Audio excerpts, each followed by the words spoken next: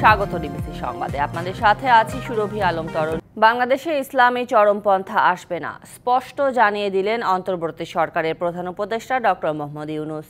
British সাময়িকী the ইকোনমিস্টকে দেয়া সাক্ষাৎকারে তিনি কথা বলেন। শুক্রবার ওই সাক্ষাৎকারের ভিডিও প্রকাশ করা হয়। ধর্মের বিষয়ে বাংলাদেশের তরুণেরা খুবই পক্ষপাতহীন উল্লেখ করে তিনি বলেন, তরুণেরা দেশকে নতুন করে গড়তে চান। ডক্টর ইউনূসের সাক্ষাৎকার নেন ইকোনমিস্টের বিদেশ বিষয়ক সম্পাদক প্যাট্রিক ফোলিস। জানতে চান বাংলাদেশে ইসলামী চরমপন্থা ফিরে আসার ঝুঁকি রয়েছে কিনা, বাংলাদেশে এমন কিছু ঘটতে যাচ্ছে কিনা। জবাবে প্রধান উপদেষ্টা আশ্বস্ত করে বলেন, তরুণেরা শক্তিশালী, সাম্প্রতিক গণ অভ্যুত্থানের একটি উদাহরণ বলে উল্লেখ করেন সরকার প্রধান। এদিকে ২০২৪ সালে ইকোনমিস্টের বর্ষসেরা দেশ নির্বাচিত হয়েছে বাংলাদেশ। গণতন্ত্র পুনঃপ্রতিষ্ঠার জন্য দরকার নির্বাচন, আবারও জানিয়ে দিল বিএনপি। আর সমমনাদের সাফ কথা, সংস্কারের অজুহাতে নির্বাচন নিয়ে টালবাহানা মানা হবে না। ১২ দলীয় জোট আর সমমনাদের সাথে বিএনপির নিয়াজ কমিটির বৈঠক শেষে জানানো হয়, রাজনৈতিক পরিস্থিতি নিয়ে আলোচনা হলেও চূড়ান্ত কোনো সিদ্ধান্ত হয়নি। সন্ধ্যায় গুলশানে বিএনপির চেয়ারপারসনের কার্যালয়ে বৈঠকে বসে ১২ দলীয় জোট। মহাসচিব মির্জা ফখরুল ইসলাম আলমগীরের নেতৃত্বে বিএনপির লিয়াজো কমিটির আব্দুল আওয়াল মিন্টু, সেলিমা রহমান, নজরুল ইসলাম খান বৈঠকে অংশ নেন। বৈঠক শেষে ১২ দলীয় জোটের নেতারা জানান, ফ্যাসিবাদী আন্দোলনের সময়ের যে ঐক্য ছিল, আগামীতেও বিএনপির সঙ্গে তা অটুট থাকবে। ১২ দলীয় জোট এবং বিএনপি এবং দেশের ফ্যাসিবাদ বিরোধী যে রাজনৈতিক শক্তিসমূহ দীর্ঘদিন যাবৎ যে আন্দোলন করে এসেছে, আমাদের সেই আন্দোলনের এবং সেই ঐক্যের প্রয়োজনীয়তা ফুরিয়ে যায় নাই। আগামীতে সেটা আরও গভীরভাবে অনুভূত হবে। একই ইস্যুতে পরে বিএনপির লিয়াজো কমিটির সাথে বৈঠকে বসেন সমমনা রাজনৈতিক দলগুলোর নেতারা। তারা বলেন, সংস্কারের অজুহাতে নির্বাচন নিয়ে টালবাহানা হবে না। জনগণের সরকার প্রতিষ্ঠিত না হলে কোনো সমস্যা সমাধান হবে না। সুনির্দিষ্টভাবে নির্বাচনের ডেট তারিখ দিতে হবে এবং আমরা এটাও চাই যে সংস্কারের নামে কালক্ষেপণ করে নির্বাচন দেরি করা ঠিক হবে না। দলগুলোর সাথে বৈঠক শেষে বিএনপি লিয়াজো কমিটির প্রধান নজরুল ইসলাম খান জানান, যতদিন জনগণের ভোটের অধিকার নিশ্চিত না হচ্ছে, ততদিন দেশে গণতন্ত্র প্রতিষ্ঠিত হবে না। ফ্যাসিবাদের পতন হয়েছে, কিন্তু গণতন্ত্র পুনঃপ্রতিষ্ঠা হয় নাই। সেটা পুনঃপ্রতিষ্ঠা হবে যখন জনগণ অবাধে, নির্বিঘ্নে, শান্তিতে তার ভোটাধিকার প্রয়োগ করে এই রাষ্ট্র পরিচালনার দায়িত্ব তাদের নির্বাচিত প্রতিনিধিদের দিতে পারবেন। বিদ্যমান রাজনৈতিক পরিস্থিতি নিয়ে আলোচনা হলেও কোনো চূড়ান্ত সিদ্ধান্ত হয়নি এই বৈঠকে, জানান নজরুল ইসলাম খান। কোনো সিদ্ধান্ত আমরা এভাবে করি নাই। মেহের মনি, ডিবিসি নিউজ, ঢাকা। ক্ষমতা চিরস্থায়ী করার চিন্তা থেকেই ইভিএম বেছে নিয়েছিল আওয়ামী লীগ সরকার। কারচুপির সুযোগ রয়েছে এমন অভিযোগের মধ্যেও প্রায় ৪,০০০ কোটি টাকা খরচ করে ইভিএম কেনে তৎকালীন ক্ষমতাসীনরা। তবে বিপুল অঙ্কের টাকায় কেনা মেশিনগুলোর বড় অংশই অকেজো বা নষ্টের পথে। তাই রাষ্ট্রের অর্থ অপচয়ে জড়িতদের আইনের আওতায় আনার তাগিদ বিশ্লেষকদের। এদিকে স্বচ্ছতা আনতে আগামী জাতীয় নির্বাচন ব্যালটে হবে জানিয়েছে নতুন নির্বাচন কমিশন। ৬ বছর আগে একাদশ জাতীয় সংসদ নির্বাচনের আগে ১.৫ লাখ ইলেকট্রনিক ভোটিং মেশিন কেনা হয়। ২০১৮ সালে ইসির এই প্রকল্পে সরকার বরাদ্দ দেয় ৩,৮২৫ কোটি টাকা। বিভিন্ন মহলের বিরোধিতার মধ্যে তড়িঘড়ি করে ইভিএম কেনার সিদ্ধান্ত নেয় KM নুরুল হুদার নেতৃত্বাধীন কমিশন। প্রথমে পরীক্ষামূলকভাবে ৮০,০০০ ইভিএম কেনা হয়। তবে মেশিনগুলোর মেয়াদ ১০ বছর বলা হলে সংরক্ষণের অভাবে অকেজো হতে শুরু করে ৩ বছরের মাথাতেই। দ্বাদশ জাতীয় সংসদ নির্বাচনে কাজী হাবিবুল আওয়াল কমিশন ১৫০ আসনে ইভিএম ব্যবহারের পরিকল্পনা করলেও তা বাস্তবায়ন করতে পারেনি। নতুন করে কেনা হয় আরও ১,৫০,০০০ ইভিএম। চলতি বছরের মার্চে বিভিন্ন গণমাধ্যমের প্রতিবেদনে জানা যায় ১ লাখেরও বেশি মেশিন নষ্ট, আরও কয়েক হাজার নষ্টের পথে। বিশাল অঙ্কের টাকা খরচ করে কেনা মেশিন অকেজো হওয়ার পাশাপাশি রাজনৈতিক দল, সুশীল সমাজ সহ অনেকেরই অভিযোগ ছিল ইভিএমে ভোট হলে কারচুপি করা সম্ভব। এমন বাস্তবতায় আওয়ামী লীগ সরকারের পতনের পর গঠিত নির্বাচন কমিশন জানায়, আগামী জাতীয় সংসদ নির্বাচন হবে ব্যালটে। নানাবিধ সমস্যা আছে, এগুলো ডিফারেন্ট টেকনিক্যাল ম্যাটার্স, অনেক বিষয় আছে। তো জাতীয় নির্বাচনে ইভিএম ব্যবহারের বিষয়টি আমরা এখনো চিন্তা করছি না। নির্বাচন বিশেষজ্ঞরা বলছেন, জনগণের অর্থ খরচ করে ইভিএম কিনে যারা টাকা নষ্ট করেছেন তাদের আইনের আওতায় আনা উচিত। ডিসিশন কিভাবে হয়েছিল সেটা আমাদের দেখতে হবে, এটা আইনের ব্যাপার। দেশের জনগণের টাকা আমরা হর হামেশাই বছরকে বছর দেখে আসছি অপচয় হয়েছে। সেখানে আমরা সরকারকে, যে সরকারের আন্ডারে নির্বাচন হয়েছে তাদের সদিচ্ছার উপরেই আমাদের দোষ দিতে হবে। অর্থ কী পরিমাণ খরচ হচ্ছে সেটা নিয়ে তারা খুব একটা ভাবিত ছিলেন না। আমাদের অর্থ খরচ করবার জন্যে যারা নির্দেশ প্রদান করেন একেবারে সর্বোচ্চ পর্যায়ে, সরকার প্রধান কিংবা যারা মন্ত্রী বা প্রধান নির্বাচন কমিশনার বা কমিশনের সদস্যবৃন্দ, তাদেরও কিন্তু এই বিষয়গুলো নিয়ে জবাবদিহিতার আওতায় নিয়ে আসা ভালো। তারা বলছেন, হয়তো ব্যবসায়িক কোনো স্বার্থ থেকে জনগণের কথা চিন্তা না করে প্রায় 4,000 কোটি টাকা দিয়ে ইভিএম কেনার সিদ্ধান্ত নিয়েছিল তৎকালীন ক্ষমতাসীনরা। ব্যালটে ভোট দেওয়া মানে আমার অধিকার, আমি একটা কাগজের মাধ্যমে টিক দিয়ে আমার চয়েসটা আমি জানানো। নূপুর মাহমুদ, ডিবিসি নিউজ, ঢাকা। ভালো লোকেশনে খালি জমি দেখলেই দেরি না করে সেখানে তুলে দেয়া হতো প্রাচীর। এরপর সন্ত্রাসী বাহিনী পাঠিয়ে জমির মালিককে দলিল বুঝিয়ে দিতে বাধ্য করা হতো। গেল 10 বছরে বরিশালের গৌর নদীতে একরের পর একর জমি দখলের অভিযোগ সাবেক সংসদ সদস্য আবুল হাসানাত আবদুল্লার বিরুদ্ধে। এছাড়া উন্নয়ন কাজের কমিশন আদায়, টেন্ডারবাজি, মনোনয়ন ও নিয়োগ বাণিজ্য এবং বরাদ্দের টাকা ৯/৬ সহ অসংখ্য অভিযোগ তার বিরুদ্ধে। এভাবে ক্ষমতার দাপটে দখল দুর্নীতি করে পাহাড় সমান সম্পদ গড়েন বরিশাল আওয়ামী লীগের গডফাদার খ্যাত আবুল হাসানাত আবদুল্লাহ। আবুল হাসনাত আবদুল্লাহ বরিশাল জেলা আওয়ামী লীগের সভাপতি। জেলা ছাড়িয়ে বরিশাল বিভাগের দলের রাজনীতিতে হয়ে উঠেছিলেন অন্যতম নিয়ন্ত্রক। অনুসারীদের নিয়ে গড়ে তোলেন শক্তিশালী ক্ষমতা বলয়। আবুল হাসনাত আবদুল্লাহ সাবেক প্রধানমন্ত্রী শেখ হাসিনার ফুফাতো ভাই হওয়ায় তাকে বরিশাল আওয়ামী লীগের রাজনীতির অভিভাবক হিসেবে প্রচার করতেন তার সমর্থকরা। দলীয় কমিটি ও স্থানীয় সরকার নির্বাচনে মনোনয়ন বাণিজ্য, উন্নয়ন কাজের কমিশন আদায় এবং নির্বিচারে জমি দখলের অভিযোগ তার বিরুদ্ধে। তার অনিয়ম নিয়ে সাধারণ মানুষের পাশাপাশি গণমাধ্যমও সংবাদ প্রকাশে ভয় পেত। প্রভাবশালী এই আওয়ামী লীগ নেতা সর্বপ্রথম সংসদ সদস্য নির্বাচিত হন 1991 সালে। 1996 থেকে 2001 সাল পর্যন্ত ছিলেন জাতীয় সংসদের চিফ হুইপ। 2008 নির্বাচনে অংশ না নিলেও 2014 থেকে 24 পর্যন্ত টানা 3 বার সংসদ সদস্য ছিলেন আবুল হাসনাত আবদুল্লাহ। তিনি বেশি বেপরোয়া হয়ে ওঠেন গত 10 বছরে। উন্নয়ন থেকে সরে দখল বাণিজ্যে বেশি মনোযোগী হন এই নেতা। অনৈতিক এসব কর্মকাণ্ড বাস্তবায়নে হাসনাতের ছিল 10 থেকে 12 জন ক্যাডার। এই বাহিনীর ভয়ে তটস্থ থাকতেন গৌরনদীবাসী। সে আমারে গুম করতে চাইছে, সে আমারে ভয় দেখাইছে যে বেটা পুরো কথা না বলিয়া তুই এখান থেকে দেশান্তর হয় না, তোরে বস্তা বইরে নিয়ে যাবো। ওনার উপর দিয়া কথা কর মতো এই দক্ষিণ অঞ্চলে কেউ নেই। আমি সাধারণ মানুষ, আমি ভয়তে কথা বলিনি। বরিশাল ঢাকা মহাসড়কের পাশে গৌর নদীর দক্ষিণ পালড়িতে বসতবাড়ির জমির দলিল করে দিতে চাপ দেন হাসনাত। রাজি না হওয়ায় এক পর্যায়ে ক্যাডার দিয়ে বসতভিটার চারপাশে প্রাচীর তোলেন। রিকশা গ্যারেজের মিস্ত্রি নূর মোহাম্মদের 1 একর 48%, উত্তর বিজয়পুরে 2 হিন্দু পরিবারের 70%, এক চিকিৎসকের 10% সহ একরের পর একর জমি দখল করে প্রাচীরে আটকে রাখেন প্রভাবশালী এই আওয়ামী লীগ নেতা। তার সীমাহীন দাপটে নামমাত্র মূল্যে জমি লিখে দিতে বাধ্য হন অনেকেই। জায়গাটা আগে তারা বাউন্ডারি দিচ্ছে, পরে আমি জিজ্ঞেলাম কে নিচ্ছে, আবুল হাসনাত আবদুল্লাহ। আমার দেওয়ার কথা 30 লক্ষ, আমি টাকা 16 লক্ষ আমার নামে আইছে, কিন্তু আমি পাইছি 12 লক্ষ। আবুল হাসনাত আবদুল্লাহ 87% সম্পত্তি ক্রয় করছে 3 পক্ষ থেকে, কিন্তু উনি বাউন্ডারি দিছিল 148% সম্পত্তি। পুষ্কুনিরা নিজের সেই আইয়া বরাট করিয়া ফেলাইছে। এছাড়া গৌরনদী মুক্তিযোদ্ধা স্মৃতি পাঠাগারের নাম করে অন্যের 30% জমি হাসনাতের নামে রেকর্ড করিয়ে নেওয়ার অভিযোগ রয়েছে। দুর্নীতি দখলে হু করে বাড়তে থাকে আবুল হাসনাত আবদুল্লাহ সম্পদ। 2014 নির্বাচনের হলফনামা অনুযায়ী তার আয় ছিল 25,44,000 টাকা, যা 2024-এ বেড়ে দাঁড়ায় 4,17,00,000 টাকা। বাড়ে স্থাবর অস্থাবর সম্পদও। 10ম জাতীয় সংসদ নির্বাচনে স্থাবর সম্পদ ছিল 1,12,00,000 টাকার, যা দ্বাদশ নির্বাচনে বেড়ে দাঁড়ায় 1,80,00,000।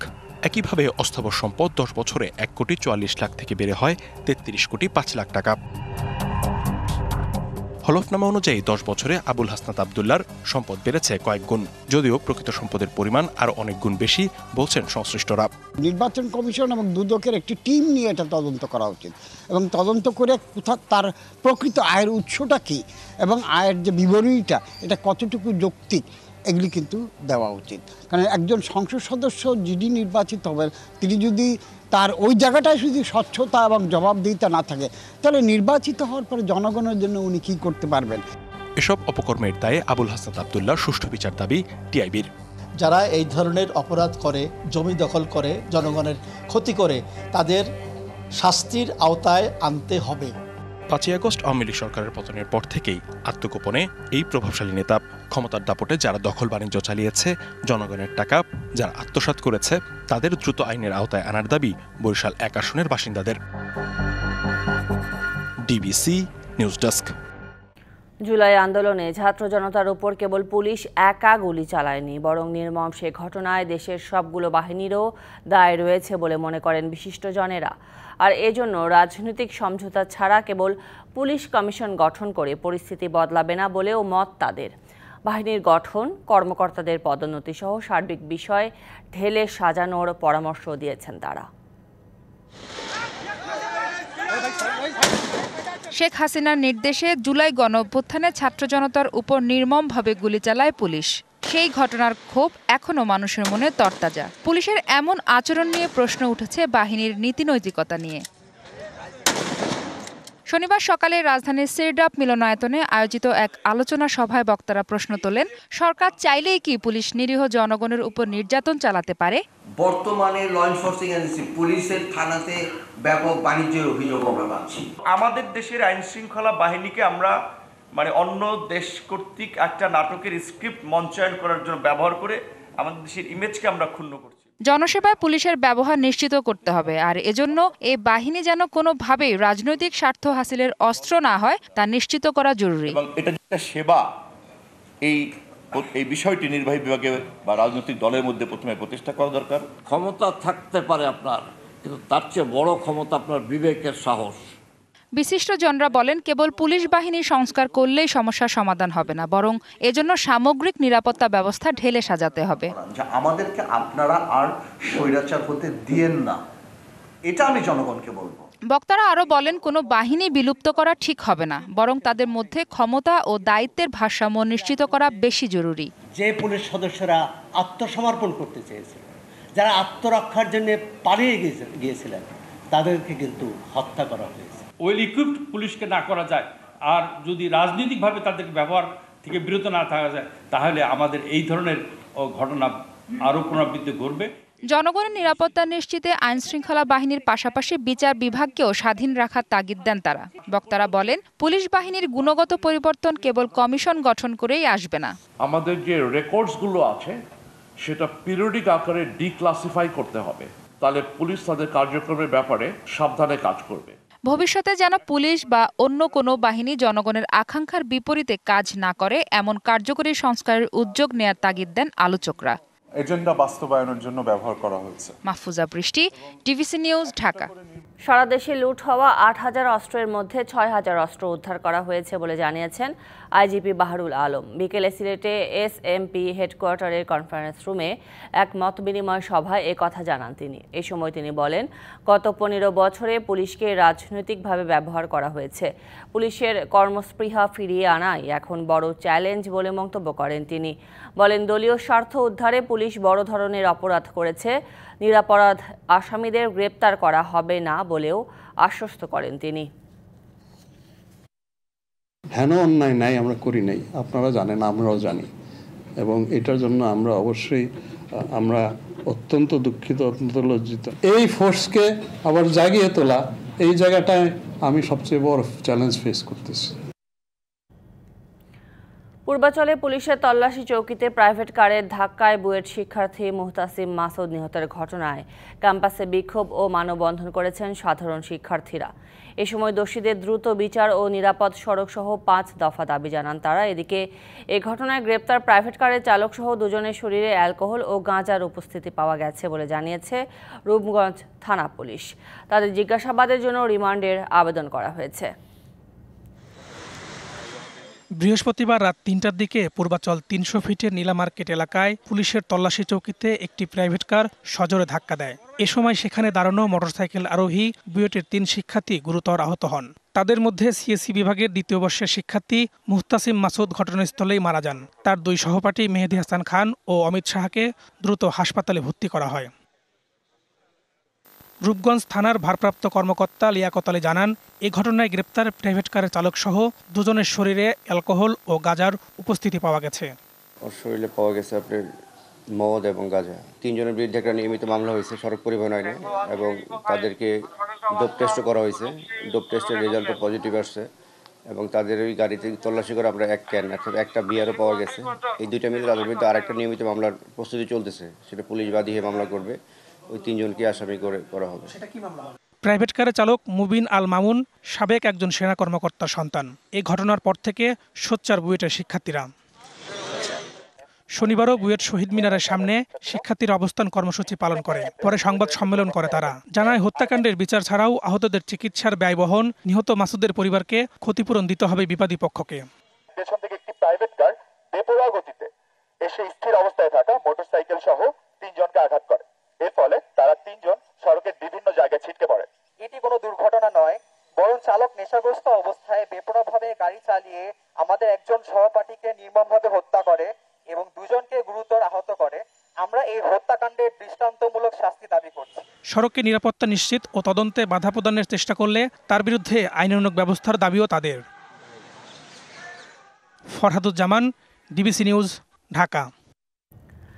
একদিকে পরিমার্জন, অন্যদিকে বই ছাপানোর দীর্ঘদিনের নানা অনিয়ম দূর করা, দুই কারণে এবার বিনামূল্যের পাঠ্য বই ছাপাতে কিছুটা সময় লেগেছে।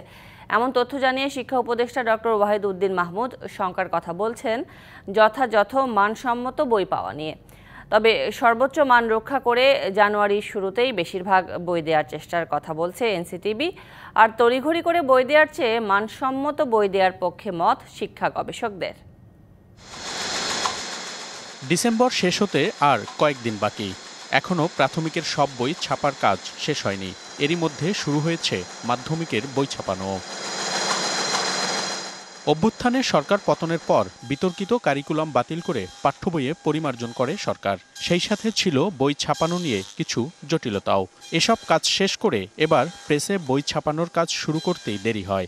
ফলে সময় মতো বই পাওয়া নিয়ে শুরু থেকেই শঙ্কার কথা বলছেন সবাই।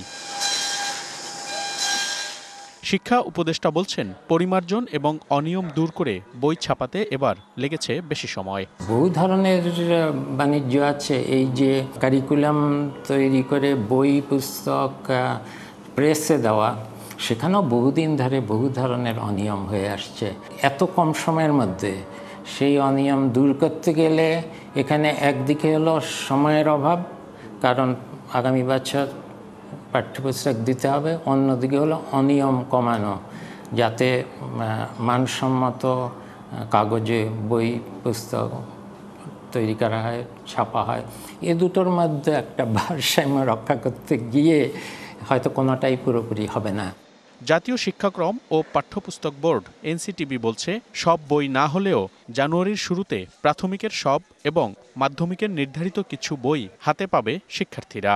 প্রাথমিকের বইগুলো ডিসেম্বরের 31 তারিখের মধ্যে শিক্ষার্থীরা দোরগোড়ায় পৌঁছে যাবে। ডিসেম্বরের 31 তারিখের মধ্যে মাধ্যমিকের বাংলা, ইংরেজি, গণিত এই 3টি বই সকল শ্রেণীর জন্য, ষষ্ঠ থেকে দশম শ্রেণীর। আর অন্যদিকে 10 তারিখের মধ্যে বিজ্ঞান, বাংলাদেশ ও বিশ্ব পরিচয় এবং ধর্মের বইগুলো, এবং 20 তারিখের মধ্যে, জানুয়ারি 20 তারিখের মধ্যে বাকি বইগুলো দেওয়ার জন্য তারা আমাদের সাথে প্রতিশ্রুতি দিয়েছে। তবে শিক্ষা গবেষকরা বলছেন, তড়িঘড়ি করে বই দেওয়ার চেয়ে মানসম্মত বই দেয়াই বেশি গুরুত্বপূর্ণ।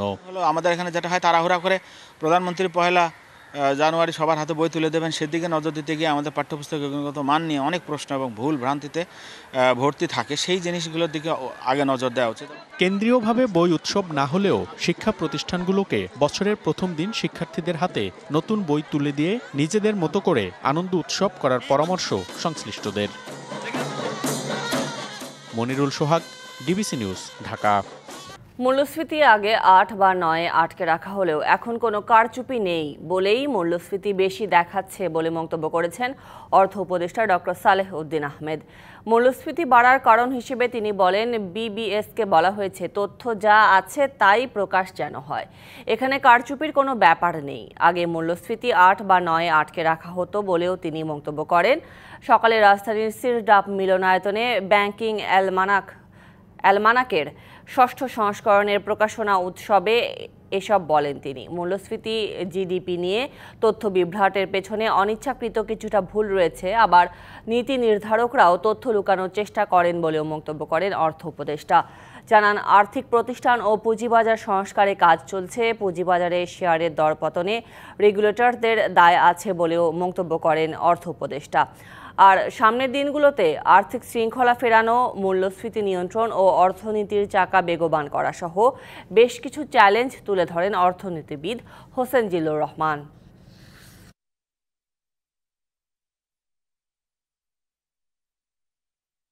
কিছু যন্ত্রণা থাকবে, বিশেষ করে পুঁজিবাজার নিয়ে। শেয়ার মার্কেট প্রাইস কমে যাচ্ছে, পুঁজিবাজার চেয়ারম্যানকে কি রিমুভ করো মিছিল হচ্ছে, তার হিসেবে সেক্রেটারি করেছিলেন। আমি এই ব্যাপারে অনড়, আমি বলছি তাকে রিমুভ, সেটাকে কিছুটা রিফর্ম করার চেষ্টা করি। বঙ্গোপসাগরে অবস্থানরত সুস্পষ্ট লঘুচাপটি নিম্নচাপে পরিণত হওয়ায় দেশের 2-1টি স্থানে বৃষ্টি হচ্ছে। দেশের 4টি সমুদ্র বন্দরকে 1 নম্বর সতর্ক সংকেত দেখাতে বলেছে আবহাওয়া অধিদপ্তর। দক্ষিণ পশ্চিম বঙ্গোপসাগর ও তৎসংলগ্ন এলাকায় অবস্থানরত সুস্পষ্ট লঘুচাপটি ঘনীভূত হয়ে পশ্চিম মধ্য বঙ্গোপসাগর ও তৎসংলগ্ন এলাকায় নিম্নচাপে পরিণত হয়েছে। নিম্নচাপটি কেন্দ্রের নিকটবর্তী এলাকায় সাগর উত্তাল রয়েছে। আগামী 24 থেকে 25 ডিসেম্বর রাজধানী সহ দেশের দক্ষিণাঞ্চলে বৃষ্টির সম্ভাবনা আছে। এতে সারা দেশে বাড়তে পারে শীতের তীব্রতা। এদিকে বাতাসে জলীয় বাষ্পের পরিমাণ বেড়েছে এবং ধোঁয়ার মিশ্রণে বাতাস আরও অস্বাস্থ্যকর হয়ে উঠেছে। ফলে এয়ার কোয়ালিটি ইন্ডেক্সে 205 স্কোর নিয়ে বায়ু দূষণে বিশ্বের শহরগুলোর তালিকায় আজ তৃতীয় অবস্থানে রয়েছে ঢাকা।